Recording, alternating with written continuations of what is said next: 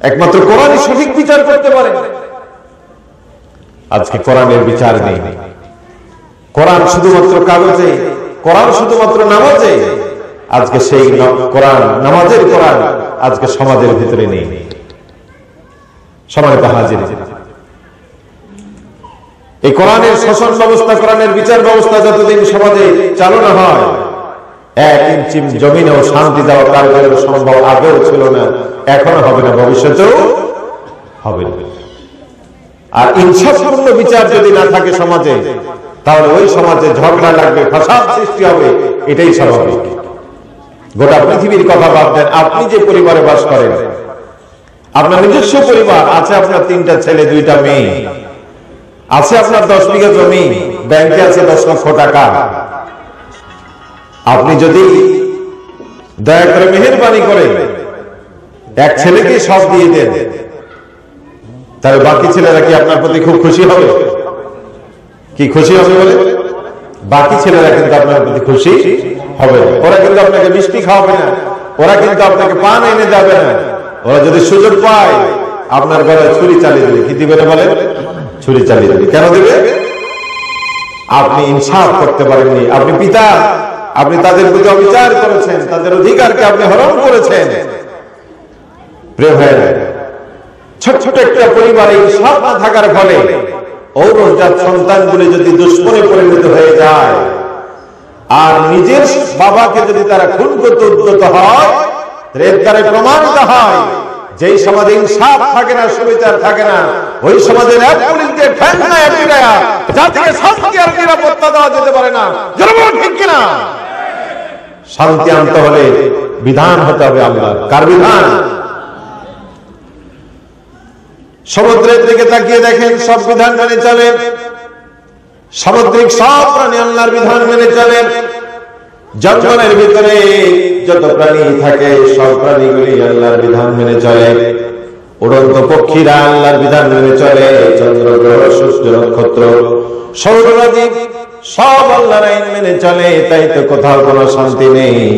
কেবলমাত্র শুধুমাত্র একমাত্র মানুষ সমাজ আমরা যেখানে বাস করি, যে মানুষের জন্য নবী পাঠিয়েছেন, যে মানুষের জন্য কোরআন এসেছে, যে মানুষের জন্য আল্লাহ জান্নাত সাজিয়েছেন, আজকে মানুষের সমাজে অশান্তির দাবানল দাও দাও করে জ্বলছে। বলে নাউযুবিল্লাহ। এই অশান্তময় পৃথিবীকে যদি শান্তির সমাজ দিতে হয়, এই পৃথিবীতে আরেকবার যদি স্বর্গরাজ্য সোনার সমাজ আনতে হয়, তাহলে আল্লাহর কোরআনকে জীবনের সব জায়গায় কায়েম করার দরকার আছে না নাই? কি বলেন, আছে না নাই? বলে কোরআন পেয়েছেন, খুব খুশি তো নাকি? কি কোরআন পেয়ে আমরা খুশি না? খুশি হওয়ার কথা। যারা মুমিন তারা তো কোরআন পেয়ে খুশি হবে।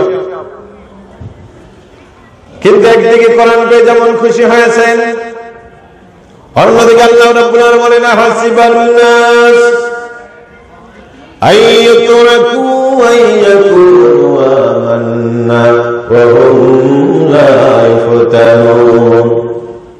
তোমরা কি ধারণা করেছো আমি কালেমা পড়বো আর তোমাকে ছেড়ে দেওয়া হবে? না না না, এই দিনের পথে এসেছে যারা, কোরআনের কাফেলায় শরীক হয়েছে যারা, আমি তাদের যাচাই বাছাই পরীক্ষা করে তারপরে আমি ছাড়বো।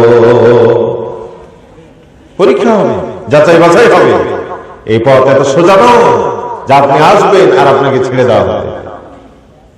যারাই পথে চলেছে তারাই বিপদে পড়েছে, পরীক্ষা দিয়েছে, সীমাহীন পরীক্ষা দিয়ে ধৈর্যের পরাকাষ্ঠা দেখেই তারপরে আল্লাহ রাব্বুল আলামিনের কাছে তারা পুরস্কৃত হয়েছে। যে কোরআন আমরা শুনতে এসেছি, এই কোরআন বিশ্বব্যাপী শান্তির অমীয় বানা নিয়ে এসেছে। দুঃখজনক হলো সত্য, আজকে কোরআনের মর্যাদা আমরা দিচ্ছি না। এই যে মাদ্রাসা, বিশাল মাদ্রাসা দাঁড়িয়ে রয়েছে, মাদ্রাসার বয়স কত হলো? প্রায় 30 বছর। 30 বছর চলছে, 30তম যাচ্ছে। মাদ্রাসাটি এখন পর্যন্ত সরকারি পৃষ্ঠপোষকতায় যেতে পারল না। কি বলে, ঠিক কিনা বলেন? কত স্কুল, কলেজ, কত প্রতিষ্ঠান আজকে সরকারি ভাবে চলে, কোটি কোটি টাকা খরচ হয়, কিন্তু দ্বীনের শিক্ষার জন্য, কোরআনের শিক্ষার জন্য, জাতি গঠনের জন্য যে শিক্ষার দরকার, সেই শিক্ষা আজকে অবহেলিত। আপনি অস্বীকার করতে পারবেন। আপনি যে আদর্শ লালন করেন না কেন, আপনি যে স্বপ্ন দেখেন না কেন, আজকে মুসলিম অধ্যুষিত দেশ হওয়ার পরও আজকে বাংলাদেশে ইসলাম, কোরআন, মুসলমানরা আজকে দেশে উপেক্ষিত। আজকে মুসলমানরা যেভাবে এটাকে সম্মান করার কথা ছিল সেইভাবে সম্মান করছে। কোরআনকে যদি আপনি সম্মান করতে না পারেন, কোরআনের মালিক কিন্তু আপনার কপাল খুলবেন। হযরত ওমরের মতো মানুষ, কেউ তারা চিনত না, জানত না, টপের শীর্ষ সন্ত্রাসী ওমর কোরআনের কাছে এসে কোরআনকে দাম দিলেন। কোরআনের দাম দেওয়ার কারণে রব্বুল আলামিন ওমরের মর্যাদা বাড়িয়ে দিয়েছেন। পড়েন আলহামদুলিল্লাহ। বেলালের মতো পরের বাড়ি খেলি খাওয়া চাকর কোরআনের কাছে আসলেন, কোরআনকে সম্মান করলেন, কোরআনকে ইজ্জত করলেন। আল্লাহ রাব্বুল আলামিন কোরআনের কারণে তার মর্যাদা বাড়িয়ে দিয়েছেন। আলহামদুলিল্লাহ। আজ যদি সম্মানিত হতে হয়, আজ যদি আল্লাহ রাব্বুল আলামিনের কাছে আমাদের প্রিয় হতে হয়, তাহলে কোরআনের কাছে আসতে হবে। এই কোরআন জীবনের জন্য মেনে নিতে হবে, কোনো সন্দেহ নাই। প্রিয় ভাইরা, ওমান দাআ ইলাইহি হুদিনা সিরাতাল মুস্তাকিম, নবীজি বলেন কোরআন দিয়ে যারা ডাকে তারাই মানুষকে সঠিক, সুন্দর, সত্য পথে ডাকে। কোরআনের ডাক একমাত্র সঠিক ডাক। এই পৃথিবীতে দুইটা ডাক আছে, একটা ডাক আল্লাহর জান্নাতে নিয়ে যায়, আর একটা ডাকের কারণে মানুষকে জাহান্নামে নিয়ে যাওয়া হয়। একটা ডাক হলো আল্লাহর দ্বীনের পথে ডাকা। ওয়া আহসানু কাওলাম মিম্মান দাআ ইলাল্লাহ, তার থেকে আর সুন্দর কথা কার হয় যে মানুষ নিজে রেখে নিজের পুরো আল্লাহর দ্বীনের জন্য, আল্লাহর পক্ষে মানুষকে ডাকে। আজকে আহ্বান করা হয়েছে আপনাদেরকে, কোরআন দিয়ে দ্বীনের পক্ষে ডেকেছে মাদ্রাসা। এই মাদ্রাসার জন্ম হয়েছে মানুষকে দ্বীনের পক্ষে ডাকার জন্য। এই জন্য এই ডাক আল্লাহর কাছে সবচেয়ে প্রিয়। আর একটা ডাক আছে মান দাআ বিদাওয়াতিজ জাহিলিয়া ফাসাজা জাহান্নাম। কোন মানুষ যদি ইসলাম বাদ দিয়ে, কোরআন বাদ দিয়ে, আল্লাহ বাদ দিয়ে, রাসূল বাদ দিয়ে, সত্য দ্বীনের পথ বাদ দিয়ে মানুষকে ডাকে, আল্লাহ রাব্বুল আলামিনের হাবিব বলে ওই মানুষকে আল্লাহ জাহান্নামের জ্বালানি বানাবে। একটা ডাক জান্নাতে নিয়ে যায়, আর একটা ডাক কোথায় নিয়ে যায়? জাহান্নামে নিয়ে যায়। জাতি দুই দল হয়ে গেছে। কয় দল? কয় দল হয়েছে বলে? গোটা পৃথিবীর মানুষ দুইটি দলে ভাগ হয়ে গেছে। আপনারা বলুন আমাদের দেশেই তো 72 দল, আপনি আবার দুই দল বলছেন কেন? তাম পৃথিবীর যত দল আছে, যত মত আছে, সবগুলিকে মৌলিক ভাবে দুই ভাগে ভাগ করা যায়। কয় ভাগে বলে? দুই ভাগ। একটা হচ্ছে আল্লাহর দ্বীনের পক্ষে, আর একটা হচ্ছে আল্লাহর দ্বীনের বিপক্ষে। আল্লাহর কোরআন সে কথাই শোনাচ্ছে, আল্লাযীনা আমানু ইউকাতিলুনা ফি সাবিলিল্লাহ ওয়াল্লাযীনা কাফারু ইউকাতিলুনা ফি সাবিলিত তাগুত। এক শ্রেণী হলো মুমিন, ওরা লড়াই করে, সংগ্রাম করে, জিহাদ করে, জান দেয়, মাল দেয়, সব করে আল্লাহর রাস্তায়। ওরা আল্লাহর গোলাম। ওরা কোরআনের জন্য লড়াই করে, ওরা কোরআনের সমাজের জন্য লড়াই করে, ওরা কোরআনের সংবিধানের জন্য লড়াই করে। ওরা মানুষের ঘরে ঘরে কোরআনের আলো জ্বালিয়ে দিতে চায়, কারণ কোরআনের আলোই পরে সমাজ থেকে জাগতিক সব অন্ধকার দূর করে দিতে। আজকে কোরআনের মৌলিক শিক্ষা যদি থাকত, আবরারকে যারা হত্যা করেছে, একই বেঞ্চে বসে পড়েছে, এক টেবিলে খানা খেয়েছে, এক বিছানায় কতদিন ঘুমিয়েছে, অথচ বন্ধুরাই তাকে রাতের অন্ধকারে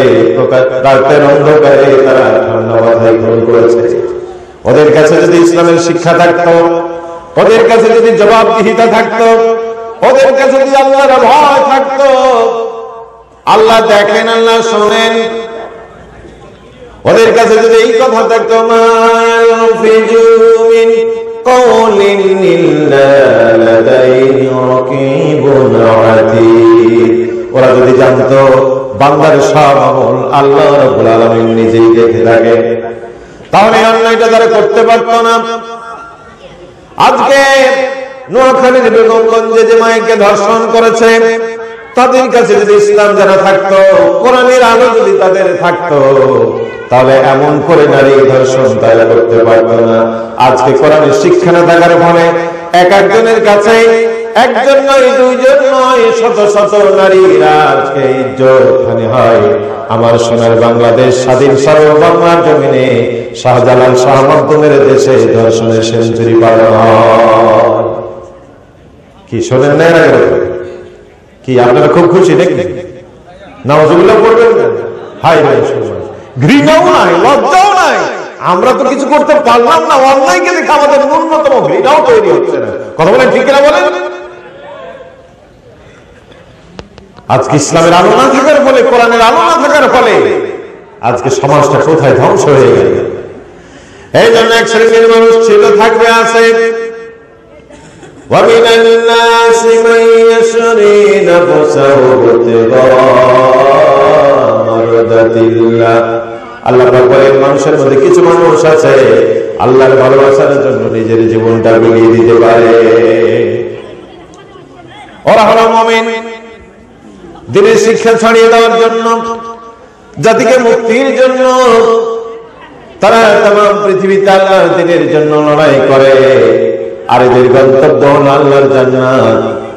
আর অন্যদিকে ওয়াল্লাযীনা কাফারু ইউকাতিলুনা ফি সাবিলিত তাগুত।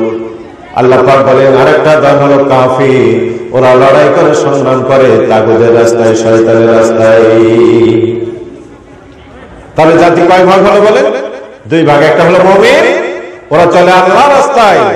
আরেকটা হচ্ছে কাফির, ওরা চলে শয়তানের দেখানো পথ এবং মত দিয়ে। আল্লাহ রাসূল ভালো লাগে, কোরআন হাদিস পছন্দ হয় না, দাড়ি টুপি সহ্য হয় না, মরতে হবে, বোরখা মানে একেবারে পাঞ্জাবি তো দূরের কথা, জুব্বা গাইতে তারপরে কবরে যাবে। কথা বলেন ঠিক কি করে? এখন একটু লম্বা জুব্বা পছন্দ হয় না, অথচ এই লোকটি মৃত্যুর পরে মাথার উপর থেকে পায়ের নিচ থেকে কাফন পরিয়ে দেওয়া হবে, বিশাল এক জুব্বা তারে পরাবে। পরাবে না বলেন? আজকে যে নারী পর্দা করার কারণে চাকরি চলে গেল, যে নারী পর্দা করার কারণে বিশ্ববিদ্যালয়ে অ্যাডমিশন পায় না, নিজেকে পর্দা করার অপরাধে কষ্ট পেতে হয়, কেউ যদি পর্দার কথা বলে তারও কষ্টের সীমা নাই। কথা বলেন ঠিক কিনা?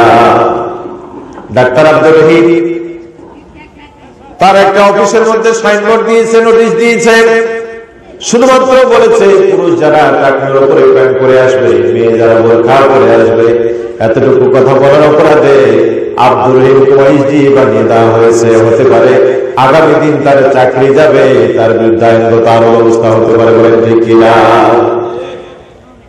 আব্দুর রহিম খুব অন্যায় করেছে নাকি? হ্যাঁ, টাকনোর উপরে প্যান্ট পরতে বলেছে, এটা অন্যায় করেছে। কতদিন আপনারা শুনেছেন, কতদিন ওলামাদের কাছ থেকে শুনেছেন, জুমার বক্তৃতায় শুনেছেন, মুহাদ্দিস সাহেব সারাটা জীবন বলে গেল, ও পুরুষেরা টাকনোর উপর প্যান্ট পরবেন না। আল্লাহ পুরুষের জন্য টাকনোর উপরে, টাকনোর নিচে প্যান্ট পরা, লুঙ্গি পরা আল্লাহ হারাম করে দিয়েছে। কি আজকে শুনলেন? এর আগে শুনেছেন? জি, আমার সামনে যারা বসে আছেন, সিদ্ধান্ত আপনাদের নাই, আগেও শুনেছেন, আজকেও শুনলেন। ধূমপান করা যে হারাম, মদপান করা হারাম, এটা আগে শুনেছেন না আজকে শুনলেন। সুদ খাওয়া, ঘুষ দেওয়া হারাম, এটা আজকে শুনলেন আগে শুনেছেন। ও মায়েরা বোনেরা, পর্দা করা ফরজ, তাকে আপনারা আগে শুনেছেন, আজকে শুনলেন। আমার ভাইয়েরা আগেও শুনেছে, আজকেও শুনলো। আগেও শুনে পর্দা ধরল না, আগেও শুনেছে কিন্তু নামাজ ধরল না। আগেও শুনেছেন প্যান্ট টাকনোর নিচে পরা যায় না, কিন্তু এখন আপনার প্যান্ট টাকনোর উপরে উঠলো না। আজকেও শুনবেন, আগামী দিনেও মানবেন না। এরকম করে কিয়ামত পর্যন্ত যদি বেঁচে থাকে, শুনতে থাকেন, জীবনের পরিবর্তন না হয়, এই শোনা যে আল্লাহর কোনো যায় আসে না। বলেন ঠিক কিনা? তিনি শুধুমাত্র এতটুকু বলার অপরাধে আজকে তাকে জীবনের ক্ষতির দিকে নিয়ে যাওয়া হচ্ছে। প্রিয় ভাইয়েরা বাবাজিরা, অথচ এই পর্দার বিধান কোন মানুষের তৈরি করা না। আল্লাহ রাব্বুল আলামিন নারী জাতিকে আল্লাহ পাক বলেন, ওয়াকারনা ফি বুয়ুতিকুন্না ওয়ালা তাবাররাজনা তাবাররুজাল জাহিলিয়াতিল উলা। আল্লাহ পাক বলেন, হে দুনিয়ার নারী, তোমরা ঘরের ভিতরে থাকো, ঘরের বাইরে যেও না, জাহিলি নারীদের মতো যেও না। ঘরের বাইরে যদি যেতে হয় তাহলে তোমরা পর্দা করে তারপরে বাইরে যাবে। এই বিধান আল্লাহ পাক দিলেন। অথচ বলতে কি তাগুতি শক্তি আজকে তাকে বাধ্য করেছে। আমার ভাইয়ের জন্য জাতি দুই ভাগে ভাগ হয়েছে। একদল হলো মুমিন, ওরা আল্লাহর পথে চলবে, আল্লাহর দ্বীনের কথা বলবে। আর একদল কাফিররা শয়তানের দেখানো কাফির বেঈমানদের পথ নির্দেশনায় চলবে। দুনিয়ার জীবনটা কেটে গেল, আদালত আখিরাতে তাদের জাহান্নামে যেতে হবে, কোনো সন্দেহ নেই, কোনো সন্দেহ নাই। এখানে যারা আছে আপনারা দুই ভাগ, কেউ আল্লাহর গোলাম, কেউ শয়তানের গোলাম। কি ঠিক কিনা বলে? করার কিছু নেই, এটাই বাস্তবতা। আল্লাহ পাক আপনাকে বিবেক দিয়েছে, আপনাকে জ্ঞান দিয়েছে, আল্লাহ পাক আপনাকে সত্য মিথ্যা বোঝার সুযোগ করে দিয়েছে। আল্লাহ পাক নবী পাঠিয়েছেন, রাসূল পাঠিয়েছেন। নবী রাসূলের আগমন বন্ধ হলো, ওলামায়ে কেরাম দ্বীনের প্রচার প্রসার করছেন। একজনও বলতে পারবেন না যে এই কথা জানতাম না তাই আমি করেছি। আপনি পালন করেন না সেটা ভিন্ন কথা, কিন্তু আপনার জানার কোনো ঘাটতি নেই। অতএব জানার পরও যারা করছে না, এই যে সিদ্ধান্তহীনতায় ভুগছে, কিয়ামতের ময়দানে জবাব দিতে হবে। এই জন্য একটা হচ্ছে আল্লাহর গোলাম, ওরা আল্লাহকেই ভয় করে, আর একটা হচ্ছে শয়তানের গোলাম। আপনারা কার গোলামি করবেন এটা আপনাদের ব্যাপার। আব্দুল রহিমের কাছ থেকে আমরা শিক্ষা গ্রহণ করেছি, আব্দুল রহিম বলতে কি বিপদে পড়েছে, আমরা করবো নাকি? এই জন্য আপনারা কার গোলামি করবেন এটি সিদ্ধান্ত আপনাদের। এতটুকু শুধু আমরা বলতে পারি, আল্লাহর গোলামি করবে যারা জান্নাতি বান্দা হবে তারা, শয়তানের গোলামি করবে যারা দুনিয়ার জীবন কেটে গেল, আদালত আখিরাতে আল্লাহ রোশনালো করে জাহান্নামে অনন্তকাল জ্বলবে তারা। কথা বলেন ঠিক কিনা?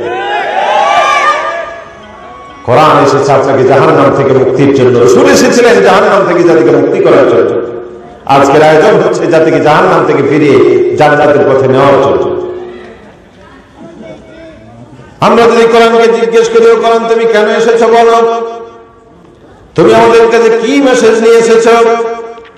আল্লাহ রাব্বুল আলামিন সুন্দর করে শোনান, দুনিয়ার মানুষ শোনো, এই কোরআন তোমাদেরকে আল্লাহর দ্বীনের জন্য, তোমাদেরকে সুপথ দেখাবার জন্য, শান্তি দেওয়ার জন্য আল্লাহর কোরআন নাযিল হয়েছে। ফামান তাবিয়া হুদায়া ফালা খাউফুন আলাইহিম ওয়ালা হুম ইয়াহজানুন। আল্লাহ রাব্বুল আলামিন এই কোরআন যারা অনুসরণ অনুকরণ করবে, এটাকে যারা মেনে চলবে জীবনে, আল্লাহ তাআলা বলেন কোন চিন্তা তাদের নাই, ভয় তাদের নেই।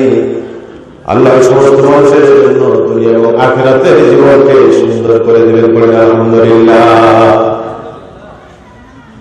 আমরা যদি জিজ্ঞেস করি তোমার ভিতরে আছে কি, কোরআন বলবেন নাই কি, তাই বলো। মা ফাররাতনা ফিল কিতাবি মিন শাই। মানুষের জন্য প্রয়োজন হতে পারে এমন সকল বিষয় আল্লাহ রাব্বুল আলামিন কোরআনের ভিতরে দিয়েছেন। বলেন আলহামদুলিল্লাহ। প্রিয় ভাইয়েরা বাবাজিরা, এই কোরআনের কেন্দ্রীয় দায়িত্ব হল, কোরআন পৃথিবীতে নাযিল হয়েছে, এর কেন্দ্রীয় উদ্দেশ্য হল এই পৃথিবীতে মানব রচিত যত চিন্তা চেতনা, যত ধ্যান ধারণা আছে সবকিছুকে রহিত করে দিয়ে আল্লাহর বিধান সমাজের ভিতরে কায়েম করে মানুষগুলিকে আল্লাহর দাস বানিয়ে দেওয়ার জন্য কোরআন এসেছে। বলেন আলহামদুলিল্লাহ।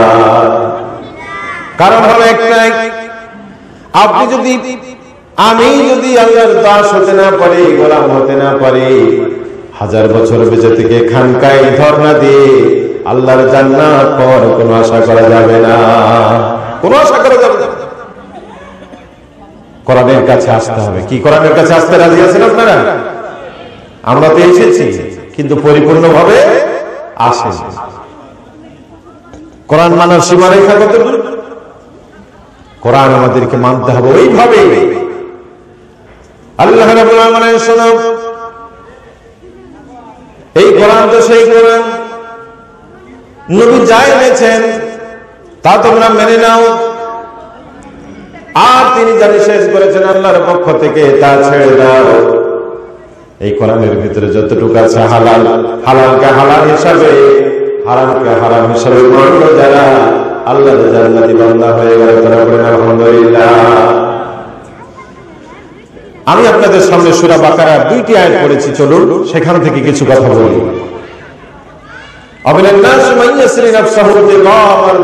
আল্লাহ পাক বলছেন মানুষের মধ্যে কিছু মানুষ আছে যারা আল্লাহর ভালোবাসার জন্য নিজের জীবন দিয়ে দিতে পারে। আল্লাহু আকবার।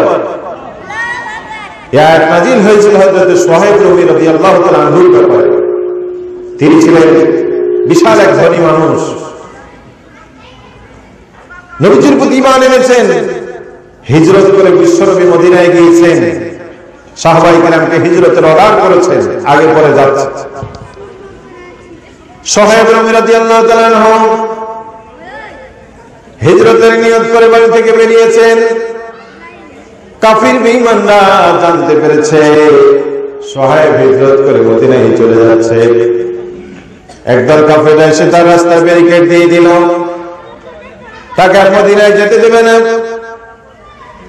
সুহাইব বলল, শোনো, তোমরা তো জানো আমি মক্কায় একজন তীরন্দাজ বাহিনী, তীরন্দাজ। আমি যাকে যখন লক্ষ্য করে তীর মারি, আমার তীরের আক্রমণ থেকে কেউ রক্ষা পায় না। আমার কাছে যতগুলি তীর আছে একটা একটা করে তোমাদের দিকে মারবো, তীর শেষ হয়ে গেলে রবের ফয়সালা নিয়ে আমি ফিরে যাব।